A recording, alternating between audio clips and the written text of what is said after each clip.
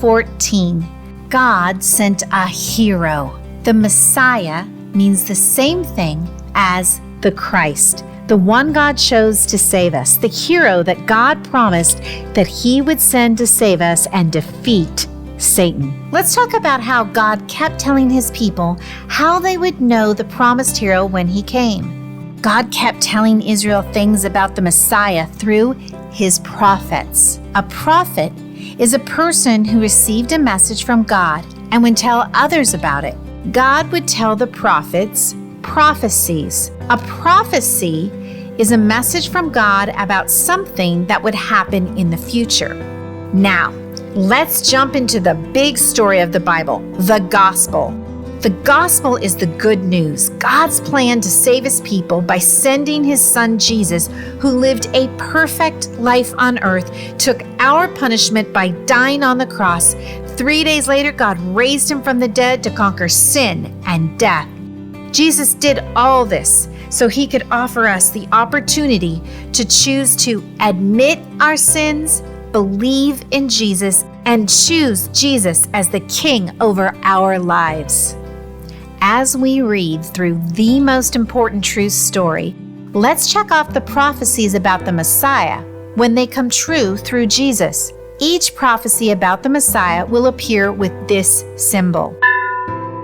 PAM stands for prophecy about the Messiah. Here's an example. The Messiah would be born in Bethlehem. And where was Jesus born? That's right, Bethlehem, right in X in the box by the prophecy above.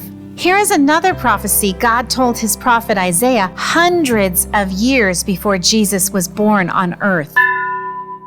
The Messiah would be born of a virgin. A virgin is a woman who has not yet been with her husband to become pregnant. Mary was not yet married to Joseph. This prophecy came true through Jesus, so write an X in the box above. Continue checking the boxes of each prophecy that came true through Jesus. Another prophecy foretold that the Messiah would be born in the family line of King David. The Messiah would be a descendant of King David. The family into which Jesus was born is recorded in the Bible. As you can see by the diagram of Jesus' family line, Jesus is a descendant of King David. There were other prophecies that the Messiah would come from the family line of people whose names are in red. You can see that all these prophecies came true through Jesus. God gave a prophecy to his prophet Daniel that foretold that the Messiah would rule over a kingdom without end. The Messiah would rule over a kingdom without end. The angel Gabriel told Mary that her son would be the Son of the Most High and rule over a kingdom without end. Jesus' kingdom is eternal, without end. Another prophecy spoke about Jesus healing people. The Messiah would heal the deaf and blind, and Jesus did heal people. In this book, we are sharing just a few of the many prophecies about the Messiah. As we continue through the story of Jesus on earth, we will see that all the prophecies about the Messiah came true through Jesus. Palm Sunday. Now for the story that brings us the opportunity to be saved. We began with Palm Sunday.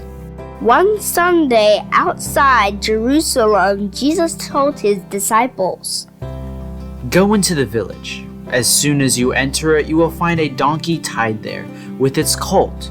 Untie them and bring them to me. If anyone asks you, 'Why are you doing this?' tell him, 'The Lord needs it and will send it back right away.'" The disciples went and found a young donkey just as Jesus had said. As they untied it, someone asked them why they were untying the donkey. They answered just as Jesus had told them. "The Lord needs it and will send it back right away." They brought the donkey to Jesus. Jesus rode the donkey into Jerusalem, just as God had foretold hundreds and hundreds of years earlier through the prophet Zechariah. The Messiah would arrive riding on a donkey. Many people heard Jesus was coming. They gathered to celebrate Jesus coming to Jerusalem. Jesus arrived not on a great horse, but on a humble donkey. Many spread their robes on the road as well as palm branches. They didn't even want his donkey's hooves to get dirty.